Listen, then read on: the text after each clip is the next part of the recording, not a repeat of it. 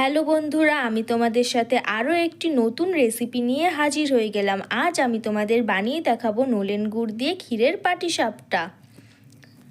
তো দেখো, আমি প্রথমেই ক্ষীরের পাটিসাপটা বানানোর জন্য এখানে ক্ষীর বানানোর জন্য 3 প্যাকেট দুধ নিয়ে নিয়েছি, আর সাথে নিয়ে নিয়েছি নলেন গুড় আর ময়দা আর কিছুটা চালের গুঁড়ো। তো প্রথমেই আমি খানিকটা ময়দা আর খানিকটা চালের গুঁড়ো একসাথে ভালোভাবে মিশিয়ে নেব। প্রথমে আমি চালের গুঁড়োটা ঢেলে নিচ্ছি। চালের গুঁড়োটা ঢালা হয়ে গেছে, এবার আমি ময়দা ঢেলে নিচ্ছি এর মধ্যে। তোমরা কিন্তু কোনো রকম স্কিপ না করে সম্পূর্ণ ভিডিওটা দেখতে থাকবে, তাহলেই কিন্তু তোমাদের পাটিসাপটাগুলো একদম পারফেক্ট হবে আর মাঝখান থেকে ভেঙেও যাবে না। অনেক সময় না চালের গুঁড়ো দিলে ফেটে ফেটে যায়, কিন্তু এক্ষেত্রে এটা একদম হবে না, কারণ আমি এর মধ্যে খানিকটা ময়দাও মিশিয়ে নিচ্ছি। তো দেখো, আমি ময়দাটাও মিশিয়ে নিয়েছি ভালোভাবে। এবার চালের গুঁড়ো আর ময়দাটাকে মিশিয়ে নিতে হবে।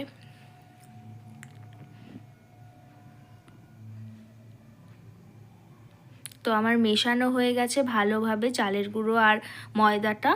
এবার মেশানো হয়ে গেছে, আমি এর মধ্যে একটু নলেন গুড় দিয়ে নিচ্ছি। এই নলেন গুড়টাকেও আমি ভালোভাবে হাতের সাহায্যে ভেঙে নেব। তো দেখো, আমি এরকমভাবে হাতের সাহায্যে ভেঙে নিচ্ছি। তোমরাও কিন্তু ঠিক এরকমভাবেই করবে, মানে স্টেপগুলো পরপর ফলো করবে, তাহলেও কিন্তু তোমাদের পাটিসাপটাগুলো একদম পারফেক্ট হবে। আমি ভালো করে এই নলেন গুড়টাকে ভেঙে এই চালের গুঁড়ো আর ময়দার মিশ্রণের সাথে মিশিয়ে নেব।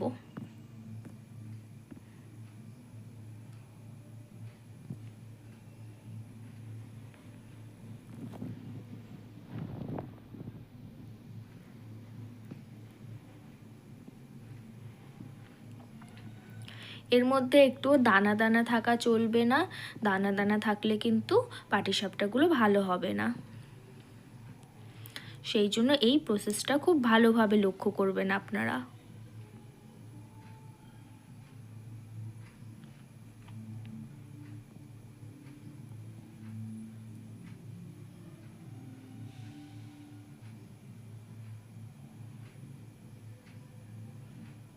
তো এই জায়গায় আমার ভালোভাবে মেশানো হয়ে গেছে।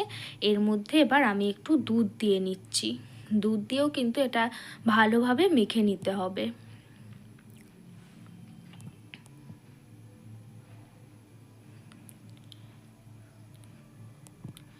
এই দুধ দিয়ে মাখাটার সময় না একদম ভালোভাবে মিহি মিহি করে মাখতে হবে, না হলে কিন্তু এটার মধ্যে একটু দানা দানা থেকে যাবে। দুধ দিয়ে খানিকটা মেখে নিয়েছি আমি। দুধ দিয়ে খানিকটা মেখে নেওয়ার পরে এর মধ্যে আমি জল দিয়ে দেব। একটু বেশি করেই জল দিতে হবে, কারণ ব্যাটারটা পাতলা হবে। তো চলুন আমরা এর মধ্যে জল দিয়ে নেব এবার।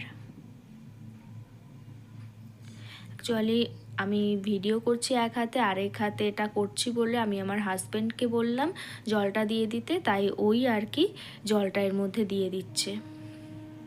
ওকে আনতে বলেছি, তাই ও একটু আর কি জলটা আনতে গেছে। তো এনেও ফেলেছে, এনে জলটা দিয়ে দিয়েছে। এই প্রসেসটা কিন্তু আপনারা খুব ভালোভাবে দেখবেন, আবারও বলছি, না হলে কিন্তু পাটিসাপটাটা ভালো হবে না এই প্রসেসটা যদি মিস করে যান। এবার ভালোভাবে হাতের সাহায্যে এটাকে মেখে নিতে হবে। এটা কিন্তু হাতা কিংবা চামচের সাহায্যে করলে হবে না, ভালোভাবে কিন্তু হাত দিয়েই এটা অনেকক্ষণ ধরে মিক্সড করতে হবে।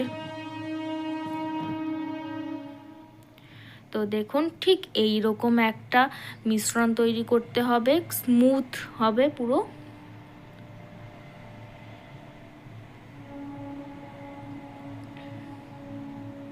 একটুও যেন দানা দানা না থাকে, এটা কিন্তু আপনাদের ভালোভাবে লক্ষ্য করতে হবে, না হলে কিন্তু পাটিসাপটাটা ভালো হবে না, মাঝখানে দানা দানা থেকে যাবে আর মুখের মধ্যে পড়লে একদম ভালো লাগবে না খেতে।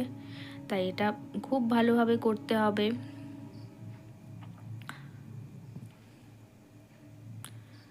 তো চলুন, আমার ব্যাটারটা একদম পারফেক্টভাবে কমপ্লিট হয়ে গেছে।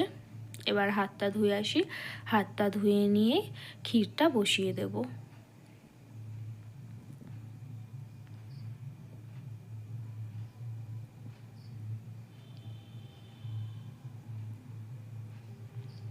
তো তো এর মধ্যে না আমার হচ্ছে একটু মানে এটা আর কি ঘন হয়ে গেছিলো, ওই জন্য আমি আরও একটু সামান্য জল দিয়ে দিলাম পাতলা করার জন্য ব্যাটারটা। অ্যাকচুয়ালি আমার হাজব্যান্ড বললো তুমি আর একটু জল দিয়ে দাও, আমার মনে হচ্ছে ঘন হয়েছে ব্যাটারটা, সেই জন্যই আর কি জল দিয়ে দিলাম আর একটু। এইবার মনে হচ্ছে ঠিক আছে। তো চলুন, আমার এটা একদম রেডি হয়ে গেছে। এবার আমি ক্ষীরের জন্য দুধটা বসিয়ে দেব। তো এই দেখো, আমি হাত ধুতে গেছিলাম, তাই আমার হাজব্যান্ডকে বললাম তুমি দুধটা বসিয়ে দাও, তাই ও দুধটা বসিয়ে দিল।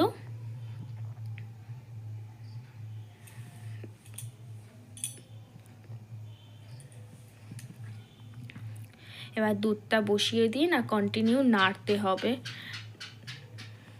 না হলে সাইড দিয়ে লেগে লেগে যাবে, লেগে আসবে না। এখানে আমি প্রায় 1.5 লিটার মতন দুধ নিয়ে নিয়েছি। আর এটাকে ভালোভাবে নাড়াতে হবে। ও একটু প্রথমে নাড়াচ্ছিল, আমি বললাম তুমি একটু নাড়াও, তাই ও ধীরে ধীরে নাড়াচ্ছে। আসলে ও কখনো করেনি এই সমস্ত কাজ।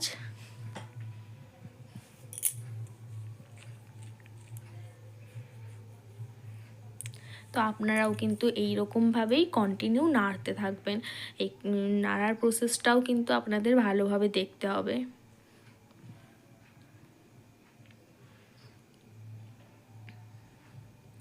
তো নাড়াতে নাড়াতে দেখুন আমার ইয়েটা প্রায় হয়ে আসেনি অ্যাকচুয়ালি, মানে অনেকটাই কমে গেছে দুধটা। এই দুধটা আরও কমে যাবে, আর ফুটেও গেছে। এই যে খুন্তির সাহায্যে এই চারিদিকটা আর কি কেকে নিতে হবে এইভাবে, এই সরগুলো যে লেগে রয়েছে। দুধটা প্রায় অনেকটাই কমে এসছে।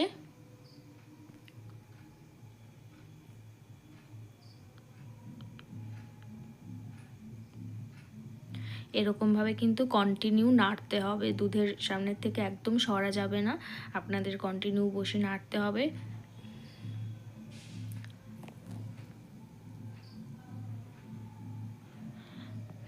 আর এই যে আমার সাইডে ব্যাটারটাও রয়েছে। এবার ভালোভাবে দেখাচ্ছি আপনাদের কতটা স্মুথ হয়েছে ব্যাটারটা, জাস্ট দেখুন। ঠিক এই রকম স্মুথভাবেই কিন্তু ব্যাটারটা করতে হবে। আর হ্যাঁ, আমি ব্যাটারটার মধ্যে না একটু সামান্য নুনও দিয়ে দিয়েছি, যেটা আমি আর কি ভিডিও করতে ভুলে গেছিলাম। আপনারাও কিন্তু দিয়ে নেবেন, খুব বেশি দেবেন না, একদম সামান্য দেবেন। এই নুনটা দিলে না মিষ্টির ব্যালেন্সটা একদম পারফেক্ট থাকে।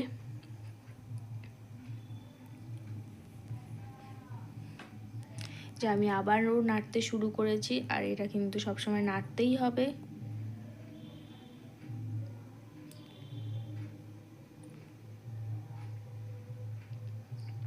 এই যে নাড়তে নাড়তে দেখুন দুধটা আরও অনেকটাই কমে এসছে। এই দুধটার মধ্যেও না সামান্য একটু নুন দিয়ে দিতে হবে, তাহলে হচ্ছে এই নুনটা দিলে না ক্ষীরটার টেস্টটা পুরো পাল্টে যাবে, বেশ অন্যরকম হবে টেস্টটা। আর এই নুনটা দিলে মিষ্টিটা আরও বেশি করে খুলে যায়, এতে ক্ষীরের টেস্টটাও খুব ভালো হয়। আপনারা পায়েস বানালে পায়েসের মধ্যেও সামান্য একটু নুন দিয়ে দেবেন। তো তোমরা দেখো দুধটা আরও অনেকটাই কমে এসেছে। এবার দুধটা যেহেতু এতখানি কমে এসেছে, এর মধ্যে আমি গুড় দিয়ে দেব। গুড়টা দিয়েও কিন্তু কন্টিনিউ নাড়তে হবে। তো দেখো নাড়তে নাড়তে এইটুকুনি এরকম হয়ে গেছে, পুরো কালারটা চেঞ্জ হয়ে গেছে। কালারটা চেঞ্জ হয়ে গেছে, তাই আমি এর মধ্যে একটু এলাচের গুঁড়োও দিয়ে দিয়েছি। এইবার কিন্তু মানে পুরোটাই নাড়তে হবে, খুব ভালোভাবে নাড়তেই হবে। এই সবসময় কন্টিনিউ আর কি নাড়তেই হবে খুন্তির দিয়ে। আর দুধটাও অনেকটা ঘন হয়ে গেছে, ক্ষীরটা প্রায় হয়েই এসেছে আমার, প্রায় অনেকটাই হয়ে এসেছে। তো দেখো অনেকটা হয়ে এসেছে। এবার আমি এই যে এই ব্যাটারটা বানিয়ে রেখেছি, এই ব্যাটারটা সামান্য একটু এই ক্ষীরটার মধ্যে আর কি দিয়ে দেব। এইটা দিলে মানে ক্ষীরটা অনেকটা ঘন হয়ে যাবে, থিকনেসটা একদম পারফেক্ট হয়ে যাবে। এটা মনে রাখতে হবে, সামান্য একটুই কিন্তু দিতে হবে, বেশি দিলে কিন্তু হবে না। বেশি দিলে কিন্তু একদম আঠালো আঠালো গাঢ় গাঢ় হয়ে যাবে ক্ষীরটা, তখন কিন্তু ভালো লাগবে না।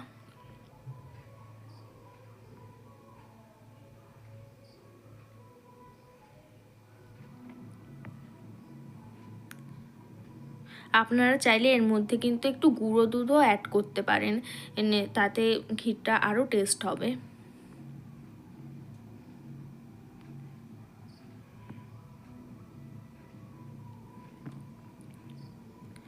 তো আমার ক্ষীরটা সম্পূর্ণ রেডি হয়ে গেছে। এইবার আমি ক্ষীরটাকে একটা থালার মধ্যে নামিয়ে নেব। তো চলুন থালাটা নিয়ে আসা যাক।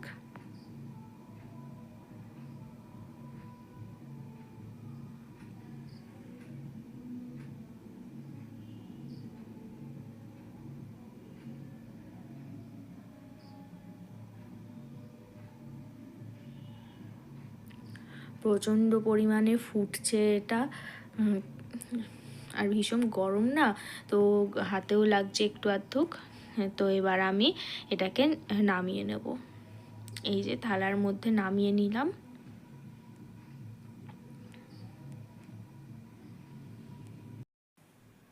তো দেখো আমি ওভেনের মধ্যে চাটুটা বসিয়ে নিয়েছি, চাটুটা গরম হয়ে গেছে। এর মধ্যে আমি একটু সাদা তেল দিয়ে নিচ্ছি। এর মধ্যে কিন্তু সর্ষের তেল দিলে একদম ভালো হবে না। আর আমার কাছে যেহেতু ব্রাশ নেই, তাই আমি এই কলা গাছের আর কি ডাল দিয়ে এর মধ্যে তেল দিয়ে দিচ্ছি। তেলটা দেওয়া হয়ে গেছে, তার মধ্যে আমি এবার ব্যাটারটা দিয়ে নেব এই হাতার সাহায্যে, ঠিক ধোসার মতন করে আর কি দিয়ে নেব ব্যাটারটা। ব্যাটারটা দেওয়া হয়ে গেছে, এবার আমি এর মধ্যে ক্ষীরটাও দিয়ে নেব ঠিক মাঝখানে। এটা সাইডে দিলে কিন্তু হবে না, ঠিক মাঝখান সোজাসুজি ক্ষীরটা দিতে হবে। ক্ষীরটা দিয়ে এরকম লম্বা লম্বিভাবে আর কি মাখিয়ে নেব।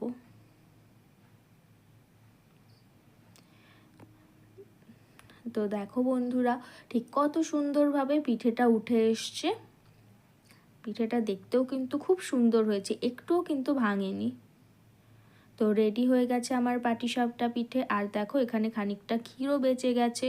তোমরাও কিন্তু ঠিক এইভাবেই পাটিসাপটা পিঠে বানাবে, তাহলে তোমাদেরটাও পারফেক্ট হবে একদম। তো দেখা হচ্ছে নেক্সট কোনো ভিডিওতে, ততক্ষণের জন্য সকলেই ভালো থাকবেন, সুস্থ থাকবেন। আর আমার রেসিপিটি যদি ভালো লেগে থাকে তাহলে অবশ্যই একটা লাইক করে দেবেন।